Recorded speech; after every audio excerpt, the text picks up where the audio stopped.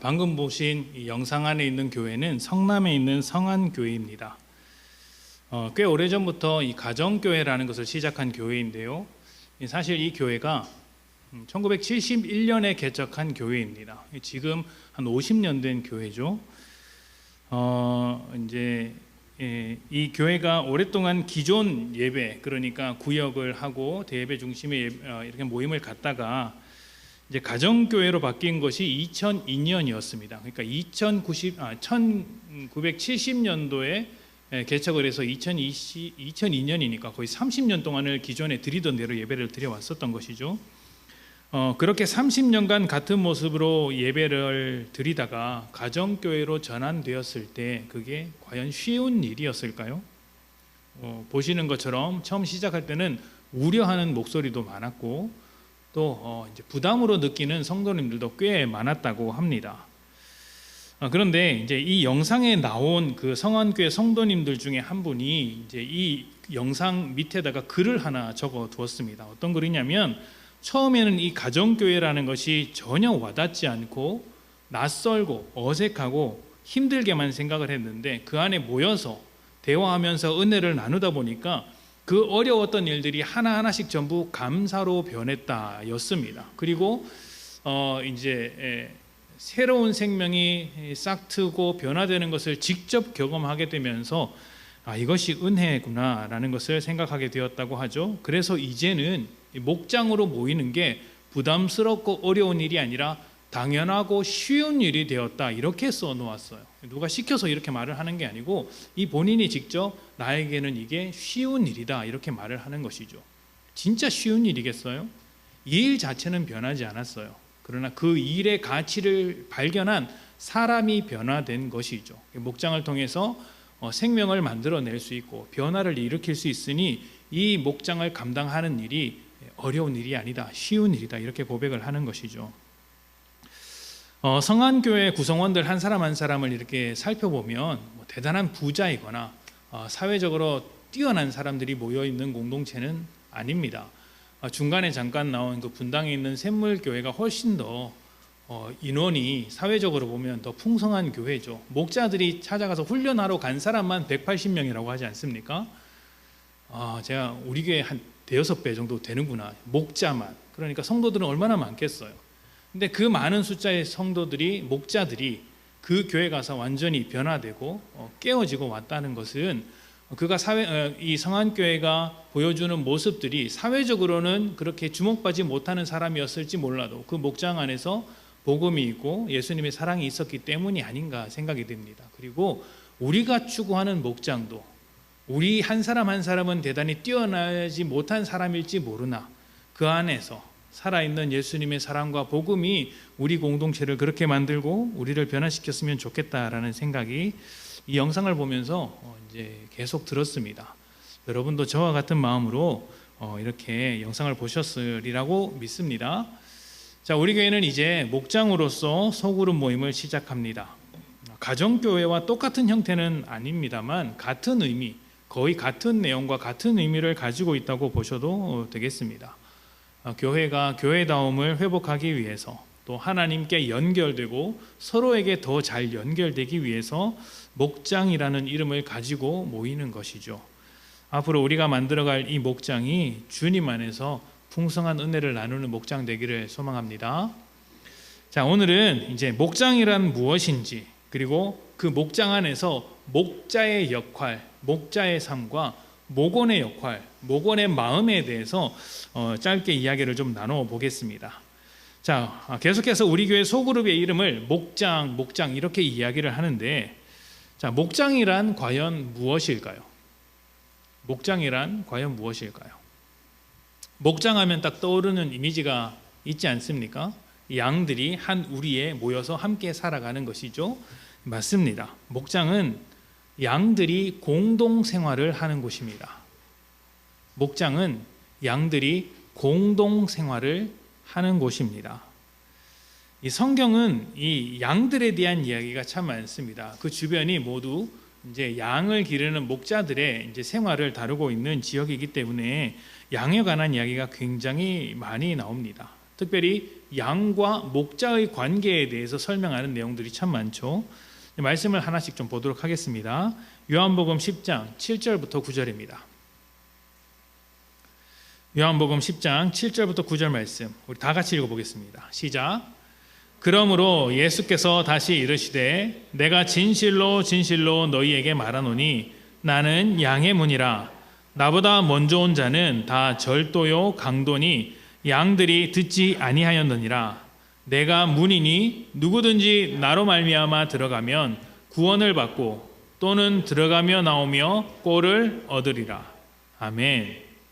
자, 예수님께서 이 말씀을 통해서 자신을 양이 이제 들어오고 나가는 문, 양의 문이다라고 소개를 하십니다. 양이 우리 안에 들어가기 위해서 반드시 지나가야 하는 문이다라는 의미로 이제 양의 문이라고 소개를 하셨는데요. 이것은 예수님을 믿는 것만이 하나님의 가족이 될 수 있다, 될 수 있는 유일한 길이다, 유일한 문이다라는 의미에서 이렇게 말씀을 하시는 거예요. 자, 교회도 목장도 모두 예수 그리스도를 믿는 사람들의 모임입니다. 그래서 우리가 하나님께 예수님께 연결되는 것이 중요하죠. 이미 예수 그리스도라는 양의 문을 통해서 우리 안으로 들어온 양들이 우리들이라는 거예요. 그런 양의 이미지를 가지고 있기 때문에 우리 교회 소그룹을 목장이라고 이야기를 합니다. 그래서 예수님께 연결되지 않는 목장, 예수님께 연결되지 않는 교회는 사실은 그 모임 자체가 굉장히 쓸데없는 모임으로 흘러가기가 쉽습니다. 어떻게 해야 될까요? 목장이 모일 때마다 하나님과 예수님과 연결되기 위해서 노력하는 것이 필요하겠죠. 자꾸 다른 것과 연결시키면 그 모임 자체가 깨지기 쉬워요.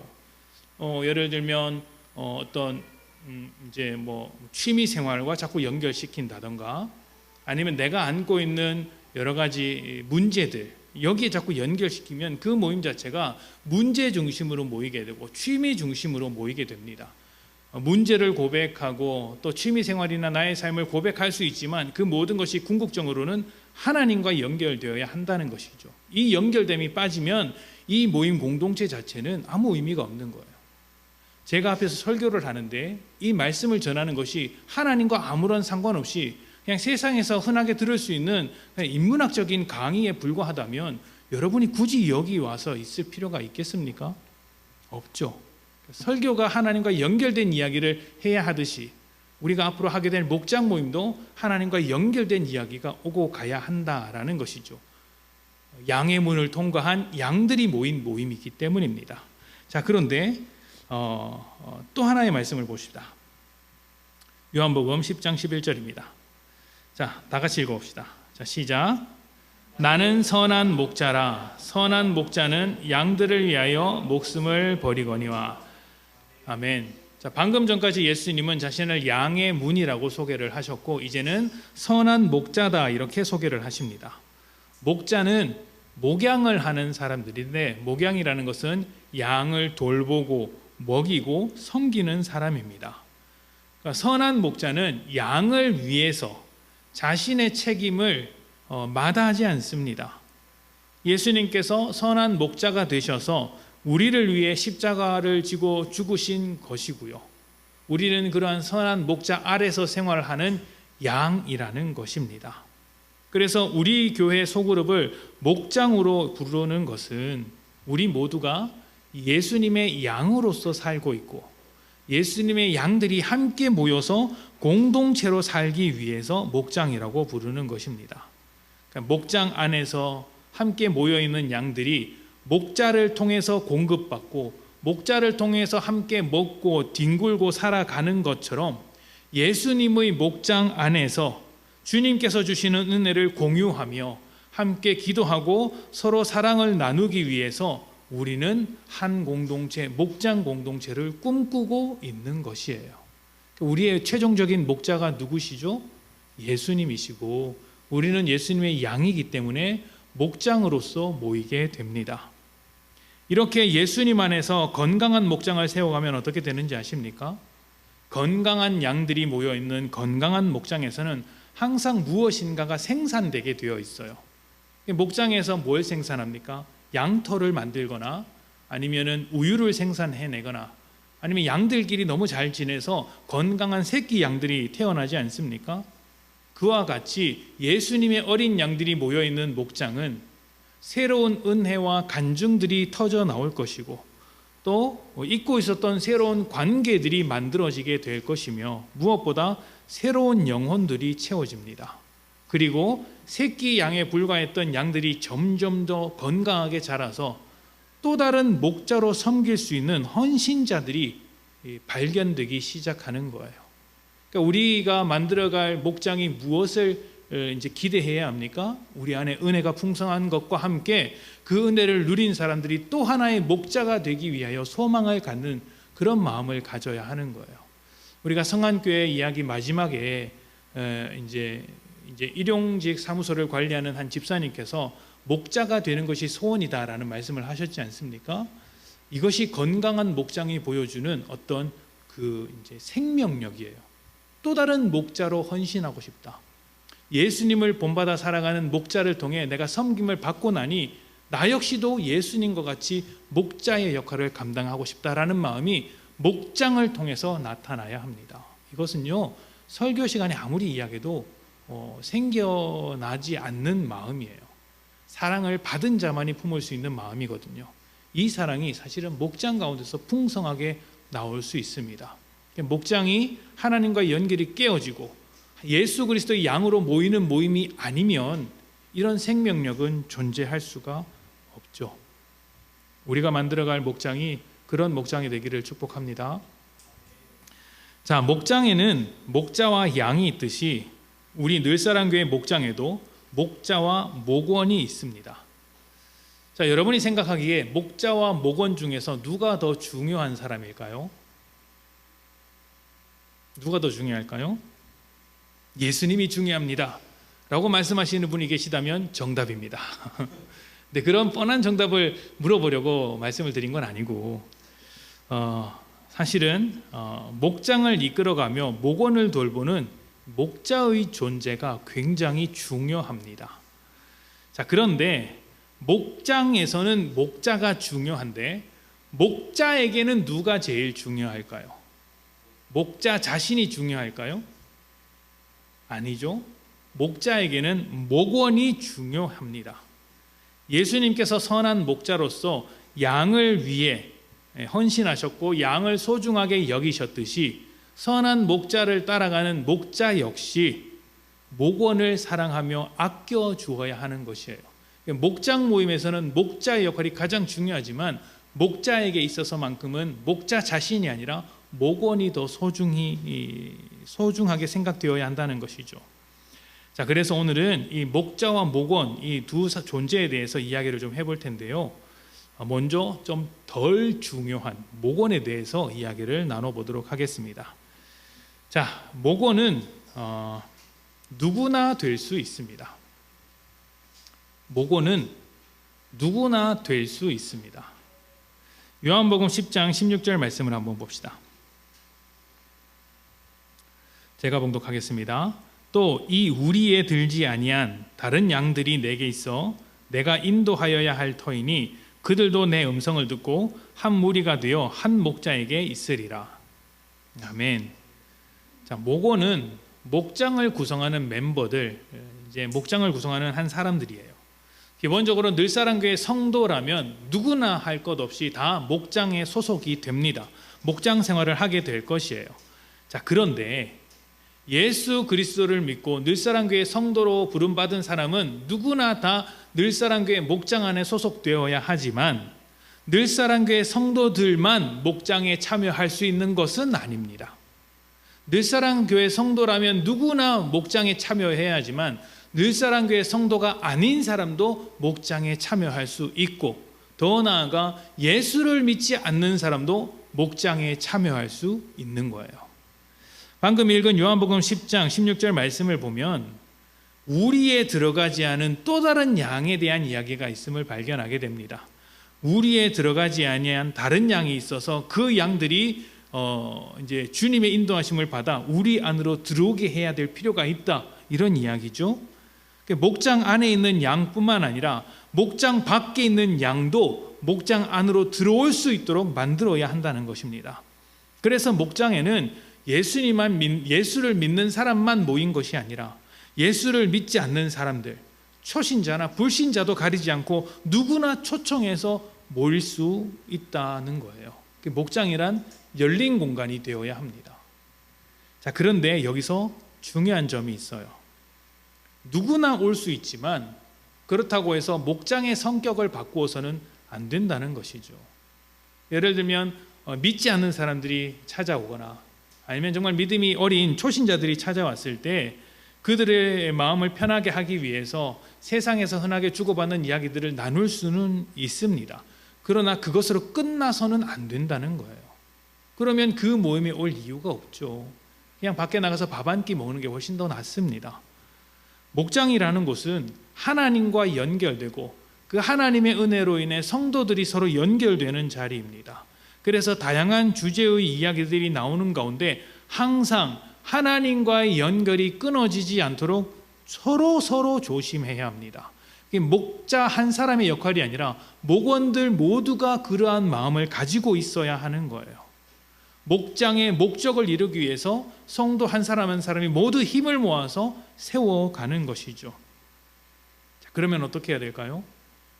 목장으로 딱 모였을 때 어떤 말을 꺼내고 어떤 말을 하지 않아야 할까요? 저는요, 수많은 목장 모임의 경험 가운데 우리가 습관적으로 나올 수 있는 하나의 이제 부정적인 말이 있다고 생각해요. 그게 뭐냐면 다른 사람에 대한 비난이나 불만입니다. 목장 모임을 할 때 가급적이 아니라 아예 그런 걸 할 생각을 하지 말아야 해요. 다른 사람에 대한 불만이나 비난이 아니죠. 비난을 삼가해야 합니다. 삼가해야 돼요. 목장은 다른 사람에 대한 이야기를 하는 자리가 아니라 나의 이야기를 하는 자리예요. 내 이야기, 특별히 하나님과의 관계 안에서 나의 이야기를 고백하는 것입니다. 그래서 목장 모임에 오면 할 말이 많은 사람과 할 말이 없는 사람이 딱 구분이 돼요. 누가 할 말이 많은지 아세요? 말씀을 듣고 말씀을 묵상하고 그 말씀을 바탕으로 치열하게 살아보려고 하는 사람들, 주님과 연결되려고 매일매일 연습하는 사람들은 성공한 것이 있고 실패한 것이 있어서 목장 모임 올 때마다 그 이야기를 할 게 넘쳐나요. 그런데 평소에 하나님의 말씀에 대한 관심도 없고 주님의 뜻대로 살고자 하는 생각이 전혀 없다가 목장 모임에 와 보니 그냥 이것이 억지로 만들어내야 하는 이야기가 되기가 쉽고 또 그냥 평소에 들었던 생각을 이렇게 막 늘어놓는 경우가 많이 생기더라는 것이죠. 내 삶이 주님과 더 가까이 나아가게, 내 삶을 주님께 맞추어서 주님과 날마다 연결하고 그것을 가지고 목장 모임에 나누어야 되는 거예요. 서로 그렇게 되어야 하는 것이죠.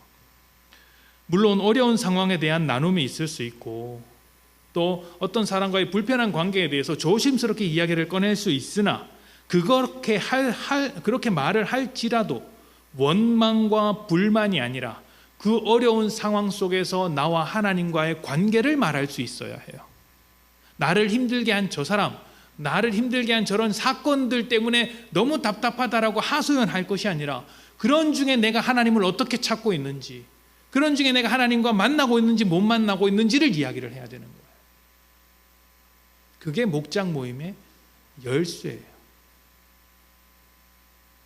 자, 그리고 또 한 가지, 목장 모임을 할 때는 내가 말하는 것보다 다른 사람의 말에 귀를 기울이는 것이 훨씬 더 중요합니다.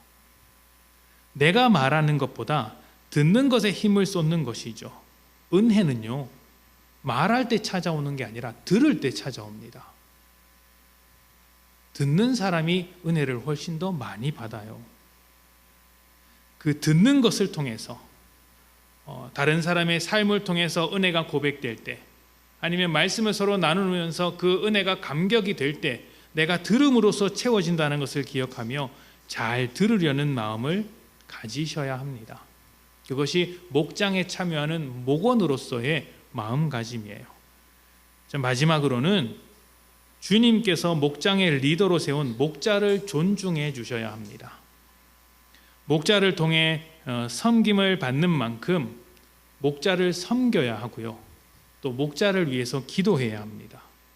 그렇게 해야 목장이 건강하게 움직일 수 있어요. 또 여러분이 또 다른 목자가 될 수 있도록 목장 안에서 성장하셔야 합니다. 나는 평생 목원으로만 머물겠다. 이러면요, 여러분, 나는 평생 7살처럼 살겠다라는 것과 같습니다. 여러분의 자녀가 평생 7살에 머문다고 하면 생각해 보십시오. 분통 터지지 않습니까? 내가 언제까지 저 아이를 먹여 살려야 하는가? 그렇게 할 수 있으면 좋은데 그렇게 못 하잖아요. 아이는 자라야 되죠. 성도도 자라야 하고 목원도 자라야 합니다. 잘 자라서 생명을 살리는 목자가 될 수 있도록 여러분이 기대감을 가지고 하루하루 성장해 나가는 것이 필요해요. 그러한 마음이 목장을 풍성하게 만드는 거예요. 주님을 닮아서 섬기는 목자와 같이 나도 섬기는 마음으로 다른 목자를 돕고 목원을 돕겠다. 그렇게 훈련받는 자리가 목장이 되어야 합니다. 자, 이제 목원에 대한 이야기가 끝났고요. 이제는 목자에 대한 이야기를 좀 해보도록 하겠습니다. 자, 목자는 일단 목자에 대한 이야기를 할 것이지만 이것은 목자로 헌신하고 준비하는 사람들에 대해만 해당하는 내용은 아닙니다. 앞에서 말씀드린 대로 목장 안에서 잘 성장해서 또 다른 목자가 되어야 할 우리 모두가 들어야 하는 이야기예요. 목원들도 목자가 되기를 바라는 마음을 가지고 이 이야기를 들어야 합니다. 모두가 목자의 역할을 사모하면서 성장하기를 바라는 마음, 나를 사용하여 주시는 그 주님의 일하심을 기대하면서 이 말씀을 들으셔야 합니다. 자, 목자는 예수님을 본받는 섬기는 리더입니다. 목자는 예수님을 본받는 섬기는 리더입니다. 예수님은 자신을 선한 목자라고 소개하시면서 선한 목자는 양들을 위해 목숨을 버린다라고 말씀을 하셨습니다. 양들이 목자를 위해 존재하는 것이 아니라 목자가 양을 위해 존재하는 것이죠. 목장 안에서 목자는, 늦사랑교회 목장 안에서 목자는 선한 목자 대신 예수님을 본받는 사람으로서 양들을 위해 헌신하고 섬기는 존재가 되어야 합니다. 목원을 섬기고 목원을 돌보고 목원을 위해 헌신하는 존재가 되어야죠. 자, 그렇다면 좋은 목자가 되기 위해서 필요한 모습들은 어떤 것들이 있을까요? 자, 첫 번째, 목자는 믿음이 있어야 합니다. 목자는 믿음이 있어야 합니다. 너무 당연한 이야기죠. 목자는 예수 그리스도를 믿어야 합니다. 사실 다른 조건은 필요하지 않아요. 예수만 믿으면 됩니다. 목원과 다르게 목자는 목장의 중심이기 때문에 항상 하나님과 그리고 예수님과 연결된 사람이어야 합니다. 목원은 연결되기 위하여 찾아올 수 있어요. 예수님을 만나기 위해서 찾아올 수 있어요. 그러나 목자는 예수님을 소개시키기 위하여 그 자리로 부름받은 사람이에요. 그래서 예수를 믿어야 한다는 것이죠. 예수님을 삶의 주인으로 인정하며 예수님의 그 아름다운 섬김을 본받고자 하는 믿음이 가장 중요한 조건이자 유일한 조건입니다. 여러분 모두 예수 그리스도를 믿고 계시죠? 안 믿는 분이 계십니까? 아니시죠? 다 예수를 믿고 계시죠? 그러면 여러분들은 목자가 될 만한 충분한 자격을 가지고 계신 거예요. 얼마나 잘하느냐, 얼마나 완벽한 믿음을 가지고 있느냐를 보는 게 아닙니다. 그걸 보는 게 아니고 예수를 믿고 있느냐, 내가 연약하고 부족한데 그래도 내가 예수를 믿음으로 살아가려고 애를 쓰고 있느냐, 이걸 보는 거예요. 믿느냐, 믿잖아요. 여러분 모두가 목자의 자격을 갖추고 계신 거예요. 간혹 이러한 목자의 역할을 착각하시는 분들도 있습니다. 착각해서 어려움을 겪는 거예요. 목원의 필요를 보고 돕고 싶은 마음에 자신의 힘과 능력으로 자꾸 그것을 채워주려고 하는 것이죠. 물론 어려운 일이 있으면 서로 돕고 기도하는 것은 당연하지만 그것보다 훨씬 더 중요하고 우선시 되는 것이 있는데 바로 예수님과 연결시키는 것입니다. 목자는 무엇을 하는 사람입니까? 목원을 예수님과 연결시키는 사람이어야 합니다. 그래서 목자는 능력 있는 사람, 실력 있는 사람, 완벽한 사람이 되는 게 아니라 예수를 믿는 사람이 되는 거예요. 목자는 예수님을 믿을 뿐만 아니라 또 날마다 목원과 예수님을 연결시키기 위하여 애를 써야 합니다. 또 자신 또한 예수님과 더 깊이 연결되도록 애를 써야겠죠. 그래서 예배하고 말씀하고 말씀을 읽고 기도 생활을 하는 것이 목자에게 필요한 일이에요. 목자로서의 역할을 더 잘 감당하기 위해서 주님께 더 가까이 나아가는 것이죠. 자, 두 번째, 목자는 신실함이 있어야 합니다. 목자는 신실함이 있어야 합니다. 자, 말씀을 좀 봅시다. 마태복음 9장입니다. 마태복음 9장 35절부터 36절. 잘 적고 계세요? 네. 이 정도 속도에도 못 적으시면 곤란합니다. 제가 잘 못 적으시면 이제 다음부터는 이제 받아쓰기 연습을 한번 하도록 하겠습니다. 자, 목자는 신실함이 있어야 합니다. 자, 마태복음 9장 35절부터 36절 말씀을 함께 읽어보겠습니다. 자, 시작. 예수님께서 모든 도시와 마을에 두루 다니사 그들의 회당에서 가르치시며 천국 복음을 전파하시며 모든 병과 모든 약한 것을 고치시니라. 무리를 보시고 목자 없는 양과 같이 고생하며 기진함이라. 아멘. 자, 제가 신실함, 목자는 신실해야 한다, 신실함이 있어야 한다라고 말씀을 드렸는데요. 이 신실함이라는 것은 영어로 faithful이래요. faithful. 근데 이 faithful이 이제 해석을 하면 착실하고 믿음직스럽다, 믿음직스럽고 착실하다 이런 의미입니다. 자, 그런데 여러분, 이 믿음직스럽다, 착실하다 이 말이 주인에게 어울리는 말입니까? 아니면 종에게 어울리는 말입니까? 종에게 어울리는 말이죠. 종이 주인에게 참 착실합니다 이렇게 말하는 건 이상하잖아요. 그러나 주인이 종에게 너 참 착실하다, 너 참 믿음직스럽다 이렇게 이야기할 수 있죠. 그래서 이 신실함이란 faithful이라는 것을 다른 단어로 바꾸어서 해석하면 충성이라는 의미도 있습니다. 충성스럽다, 충성됨이죠. 이것은 전적으로 종으로서의 역할이자 태도입니다. 주님께서 종으로서 신실하게 우리를 돌보신 것처럼 목자도 종으로서 신실하게 목원을 돌보는 것이에요. 자, 읽은 말씀을 보면 예수님은 사람들을 목자 없는 양과 같이 불쌍하게 여기셨다라고 하셨습니다. 이 마음이 양들을 향한 따뜻한 관심이에요. 예수님을 본받는 목자도 목원들에 대한 따뜻한 관심이 있어야 합니다. 특히 목자 없는 양과 같은 상태에 민감해야 해요. 목자 없는 양과 같은 상태가 무엇일까요? 예수님과 연결되지 못한 아주 불안한 영적인 상태, 위로받지 못해서 낭망한 상태, 마음으로나 육신으로나 믿음으로나 아픈 상태를 불쌍하게 여기며 목자 없는 양과 같이 생각하여 그들에게 따뜻한 관심을 보여주는 것입니다. 목자가 없으니까 주님과 연결되지도 못하고 낭망하며 아픈 상태를 회복하지 못하는 것 아니겠습니까? 그래서 우리는 주님을 닮은 종으로서의 신실함을 가지고 종이 주인의 안위를 살피듯이 목자는 목원의 안위를 살펴주는 것입니다. 어떻게 해요? 신실하게. 그래서 목자는요, 목원들과 만나는 목장 모임을 소중하게 생각해야 합니다. 하루 일과를 정할 때, 일주일의 시간표를 짤 때 목장 모임의 최우선순위를 두셔야 합니다. 목자가 목장 모임에 자주 빠지면 그 목장은 흔들리게 되고 목원들로부터 신뢰를 얻지 못합니다. 불가피하게 빠질 수 있죠. 빠질 수 있습니다.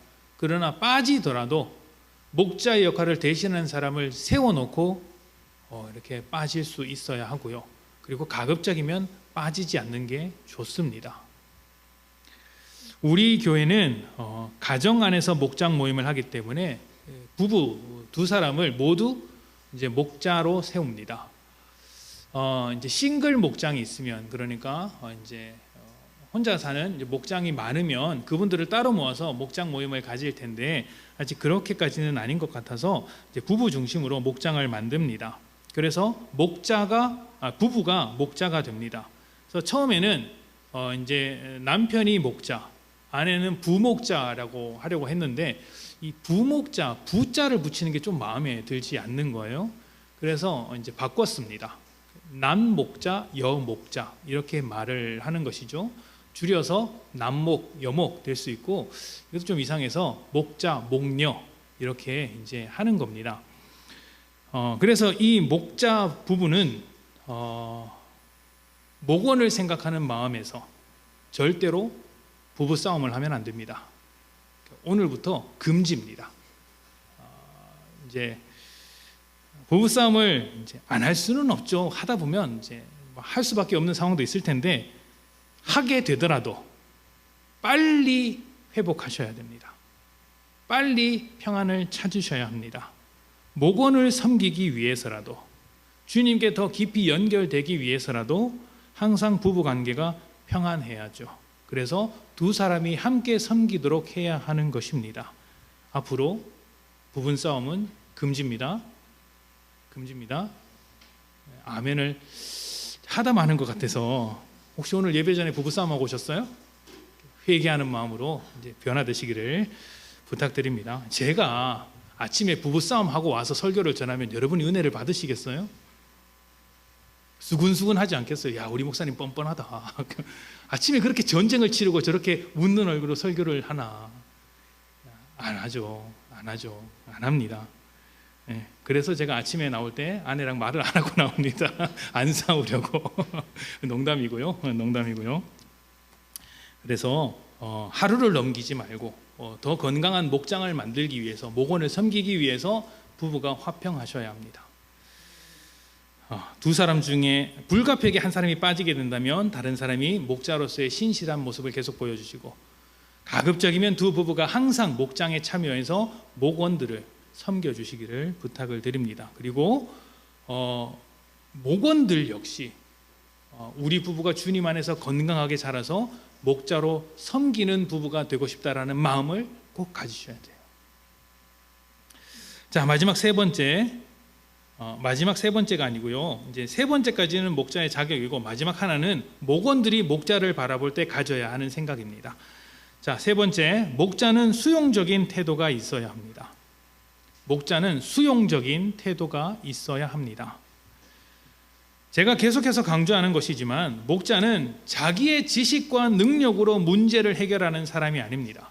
제가 목회를 할 때 제가 알고 있는 지식과 지혜를 가지고 설교를 하거나 말씀을 전하거나 성경을 가르치는 것이 아니지 않습니까? 성경에 나와 있는 것을 가지고 가르치고 말씀을 전하는 것이죠. 목자들도 동일합니다. 내 경험과 지식과 능력으로 문제를 해결하는 것이 아니라 목자는 예수님과 목원을 연결시키는 사람이에요. 연결시키는 중간 다리 역할을 하는 사람들이지 내가 문제의 모든 해결을 해주는 사람이 아닙니다. 그래서 목자는 정말 중요한데 언제든지 들을 준비가 되어 있는 사람이어야 합니다. 수용적인 태도로 들을 준비가 되어 있는 사람이어야 합니다. 말씀이라는 것은, 주님의 뜻은 우리가 예상할 수 있는 순간에 찾아오기도 하지만 예상하지 못하는 순간에 찾아오는 경우도 많습니다. 예상할 수 있는 순간이란 바로 이런 순간을 말하는 것이죠. 우리 설교라든지 성경 공부 시간이나 아니면 말씀을 읽을 때를 뜻하는 거예요. 그때는 이미 하나님의 말씀을 들으러 왔기 때문에 하나님의 말씀이 찾아오면 우리가 충분히 예상할 수 있었어요. 아, 내게 이런 은혜를 주시려고 했었구나. 또 내가 은혜를 기대하는 마음으로 이 예배에 참여하는 것 아니겠습니까? 예상할 수 있는 순간에 찾아오는 그 말씀 속에서 주님의 뜻을 발견하는 것이죠. 그러나 예상하지 못했던 순간에 찾아오는 말씀도 있습니다. 길을 걷다가 문득 성령님의 감동으로 인해서 주님의 뜻, 주님의 말씀이 찾아오는 경우도 있고요. 또 의도치 않게 그냥 다른 사람과 대화하는 중에, 또 때로는 믿지 않는 사람과 대화하는 중에 불쑥불쑥 하나님의 뜻이, 하나님의 말씀이 찾아올 수도 있습니다. 목장 모임의 순간에 내가 기대하지 않았던 사람들의 고백으로부터 하나님의 말씀이 찾아오는 경우도 있습니다. 주님은 언제 어디서나 성령의 감동이든 다른 사람의 말을 통해서든 우리에게 말씀으로 다가오실 수 있는 분이기 때문에 목자는 항상 수용적인 태도를 가지고 사람들이 하는 말 혹은 내게 일어나는 상황을 받아들일 준비를 해야 되는 거예요. 만약 목자가 수용적이지 못한 마음으로 목장을 이끌면 어떻게 될까요? 다른 사람으로부터 혹은 다른 상황으로부터 하나님의 은혜가 찾아올 수 있다라는 마음이 없이 오직 나에게서만 은혜가 나간다라는 생각을 가지게 되면 어떻게 될까요? 우월한 태도를 가지게 되고 교만한 마음을 갖게 됩니다. 교만한 마음과 우월한 태도는 목장을 망하게 하는 지름길이에요. 예수님의 자리에 목자가 올라가는 것이기 때문입니다. 반대가 되어야죠. 예수님께서 올라가시고 목자는, 우리는 목원도 마찬가지예요. 낮은 자리로 들어가는 거예요. 예수님을 통해서 우리에게 연결시키는 것이 아니라 우리를 통해서 예수님께 연결시키는 것이 되어야 합니다. 그래서 언제 어디서나 예수님과 연결되고 성도들을 연결시킬 수 있도록, 주님의 말씀에 반응할 수 있도록 수용적인 태도로 목자 생활을 이어가야 합니다.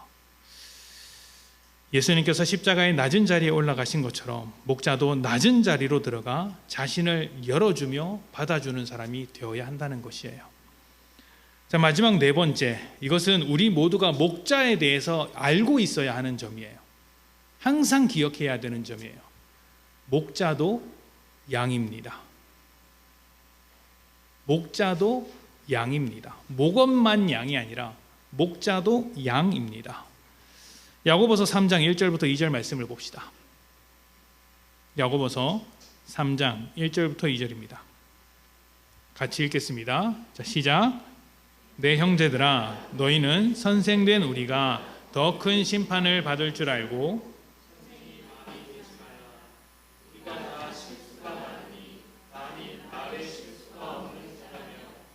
온전한 사람이라 능히 온 몸도 굴레에 씌우리라. 아멘. 자, 야고보서는 예수님의 형제이자 예루살렘 교회의 지도자였던 야고보가 쓴 편지입니다. 예수님의 형제이자 예루살렘 초대교회의 지도자니까 이제 어떻게 보면 우리 이 소그룹 목자보다 훨씬 더 이제 지위상으로는 높은 사람이라고 할 수 있죠. 그런데 그가 스스로 무엇이라고 이야기합니까? 우리가 다 실수가 많은 자다, 이렇게 고백을 하고 있어요. 야고보 자신도 교회의 지도자이자 예수님의 형제로서 믿음을 고백하며 성도들을 이끌고 있는 야고보 자신도 실수가 많다, 이렇게 이야기를 하고 있는 거예요. 사실 초대교회를 이끌었던 지도자들 그리고 사도들 중에는 완전한 사람은 없었습니다. 하나같이 다 부족하고 모자란 사람이었어요. 대표적으로 베드로는 이방인에 대한 편견이 남아있는 사람이었고, 바울 역시 그렇게 열심히 복음을 전했지만 그 복음을 전하느라 많은 관계들이 깨지기도 했던 사람입니다. 예수님의 12 제자들의 면면을 찾아보면 하나같이 부족하고 못난 사람들이었어요. 예수님의 12 제자가 어떤 사람들입니까? 모두 예수님을 버리고 도망간 사람들 아닙니까? 유다는 팔아넘겼지만 다른 제자들은 도망갔어요. 똑같은 배신자입니다. 우리는 완벽한 사람이라서 예수를 믿는 게 아닙니다. 완벽해서 구원을 받은 것이 아닙니다. 오히려 반대입니다. 죄인이라서, 스스로 구원할 수 없어서, 너무 부족해서 우리는 예수님을 필요로 합니다. 그래서 우리는 그 부족함을 인정하고 예수를 믿음으로 시작해서 부족함을 조금씩 개선시켜 나가고 바꾸어 나가고 채워가는 사람들이라는 거예요. 채워지고 있지만 여전히 우리에게는 훨씬 더 많은 빈자리가 남아 있습니다. 여전히 부족한 사람들이에요. 목자도 똑같습니다. 목자로 부름받았어도 완전 무결한 사람이 아니에요. 매력적이지 못한 부분이 정말 많이 있습니다. 아직 주님 앞에서 고쳐지지 않은 성정이 남아있죠. 모두 주님의 도우심이 필요한 사람들이라는 거예요. 앞에서 있는 목사를 한번 보십시오. 목사만 봐도 그렇지 않습니까? 제가 얼마나 부족한 사람입니까? 그렇죠? 얼굴 빼고는 다 부족하잖아요. 아닙니까? 죄송합니다. 자, 자, 이 목사가 앞에서 농담을 하면 이게 웃어야 되는지 말아야 되는지 고민이 되시죠? 웃어주시는 게 저를 위로하는 길입니다. 몇몇 분에게 말씀을 드렸는데 저에게는 특별한 은사가 있죠. 무슨 말을 하면 조용해지는 은사입니다. 그런 은사가 발동되지 않도록 여러분이 저를 도와주시기를 부탁드립니다. 자, 그러면 그렇게 부족한 사람들이 어떻게 목자가 될 수 있었을까요? 어떻게 목자로 세워지고 어떻게 목자로 부름받을까요? 간단합니다. 완벽해서가 아니라, 실력이 있어서가 아니라 주님께서 부르셨기 때문이에요. 완벽한 거랑 상관이 없어요. 부족하고 모자라지만 주님께서 불러서 그 자리에 세우시는 거예요. 그거면 충분한 거예요. 성경에서 주님이 부르시는 사람들의 면면을 보시면 다 부족한 사람들이에요. 근데 주님이 부르시면 그 자리에 세워져서 변화되어 가는 것이죠. 주님은 절대로 완전한 사람을 세우지 않습니다. 완전한 사람이란 존재하지 않는데 어떻게 그런 사람을 찾아서 쓰겠습니까? 목자로 세워지고 훈련받는 분들이 계세요. 왜 그분들이 목자로 지금 훈련받고 있겠습니까? 완벽해서 그렇습니까? 아닙니다. 그 목자들이 부름받은 것은 제가 부름받은 것과 똑같아요. 얼굴 빼고는 볼 게 없는 사람들인데 주님의 은혜로 제가 부른 겁니다. 제가 무슨 말을 하면 웃어달라고 말씀드리지 않았으니까 목장 모임이 심히 걱정이 되네요. 자, 좋습니다. 어쨌든 자, 목자는 목원과 같이 주님 안에서 성장하는 사람들입니다. 다만 주님께서 목원은 목원의 자리에서, 목자는 목자의 자리에서 성장시키겠다고 각각 그 자리로 부르시는 거예요. 이것을 꼭 기억해야 합니다. 그래서 목자는 자신의 부족함을 기억하면서 주님의 도우심을 구하면서 그 자리에서 성장하기를 꿈꿔야 하고, 동시에 목원들은 그렇게 부족함에도 불구하고 나를 위해서 섬기기 위해 애쓰는 목자에 대해서 감사하며 목자를 위해 꾸준히 기도해 주어야 합니다. 이게 부족하네, 저게 부족하네, 이렇게 저렇게 말 붙이면요, 목장 자체가 깨져요. 주님은 그러라고 우리를 부르신 것이 아니라 부족한 것이 보이면 기도해 주는 것이고, 내가 대신 감당해 주는 것이고, 어려운 중에도 부족한 중에도 섬기면 부담으로 느끼는 것이 아니라 감사함으로 느끼라는 거예요. 그렇게 만약에 여러분에게 부담이 되면 나누어서 섬기는 것이죠. 그게 목장을 살리고 지키는 길입니다. 목자도 돌봄을 받아야 할 양이라는 사실을 잊지 마십시오. 목자가 목원을 돌보는 것이 목장이지만 사실은 목자와 목원이 서로 돌보는 자리가 목장입니다. 이 점을 기억하셔야 돼요. 자, 마지막 요한복음 21장 15절을 함께 읽어봅시다. 요한복음 21장 15절입니다. 우리 같이 읽어보겠습니다. 시작. 그들이 조밥 먹은 후에 예수께서 시몬 베드로에게 이르시되, 요한의 아들 시몬아, 이르되 주님 그러하나이다. 내가 주님을 사랑하는 줄 주님께서 아시나이다. 이르시되 내 어린 양을 먹이라 하시고, 예수님께서 베드로에게 내 어린 양을 먹이라 이렇게 말씀하셨습니다. 이것은 베드로에게만 하신 말씀이 아닙니다. 베드로를 대표로 하는 모든 제자들에게 하신 말씀이죠. 저와 여러분들이 동일하게 들어야 하는 말씀이기도 합니다. 그런데 여기서 주님께서 내 어린 양을 먹이라고 말씀하셨어요. 목자의 어린 양이 아니고, 우리의 어린 양이 아니고 예수님의 어린 양을 우리가 먹이는 거예요. 다시 말하면 예수님의 사람들, 교회 성도들을 함께 먹이고 돌보는 것이 목자들의 역할이라는 것입니다.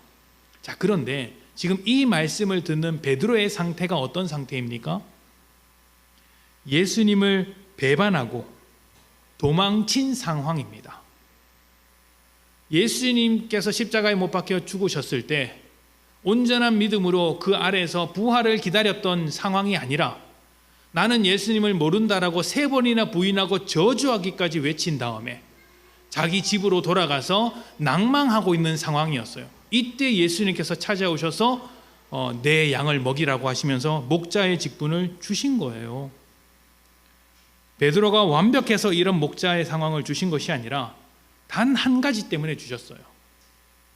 무엇 때문에 주셨을까요? 내가 주님을 사랑하는 줄 주님께서 아십니다라는 그 믿음의 고백 하나 때문에 이제 목자의 역할을 주신 것이죠. 목자란 믿음으로 주님을 닮아가는 사람인 것이지 완벽한 사람이 아니라는 말씀을 드리고 싶은 것입니다.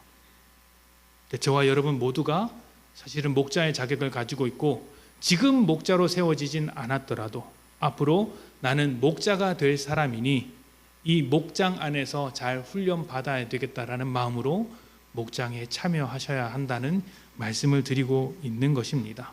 그리고 지금 목자로 먼저 세워지시는 분들도 그 책임을 가지고 목장을 돌보며 나의 양이 아니라 예수님의 양을 돌본다라는 마음, 내가 완전하지 않지만 완전하지 않은 나를 통해서 일하시는 주님의 능력을 소망하며 목장을 섬겨야 한다라는 말씀인 것이죠. 이것은 우리 모두에게 주시는 주님의 말씀입니다. 앞으로 우리는 이제 얼마 뒤에 목장으로 모이게 될 것입니다. 여러분은 목원이자 또 목자입니다. 완벽해서가 아니라 여러분을 통해서 주님께서 일하실 것이기 때문에 목자로 부르셨고 목원으로 부르셨습니다. 우리가 주님을 기대하면서 주님과 연결된 공동체를 만들어 간다면 그 목장 안에서 흐르는 은혜들이 얼마나 풍성하겠어요. 여러분 그런 목장에 대한 기대감을 가지고 계십니까? 저는 그런 기대감을 가지고 있습니다. 목장 모임에 제가 참여하진 않을 거예요. 제가 참여하면 말씀드렸잖아요. 모임 자체가 딱딱해지고 어색해지고 아무도 웃는 사람이 없어요. 놀랍죠? 그런 저의 탁월한 은사를 알고 있기 때문에 필요할 때만 찾아갈 것입니다. 여러분들께서 모이셨을 때 제가 이렇게 말씀을 나누는 것보다 훨씬 더 풍성하고 새롭고 놀라운 은혜들이 샘솟을 것이라고 믿습니다. 왜냐하면 은혜를 주시는 분은 제가 아니라 주님이시기 때문입니다. 주님의 공동체로서 목장을 아름답게 만들어 가시는 귀한 늘사랑교회 성도님들이 되시기를 축복합니다. 아멘. 우리 함께 기도합시다.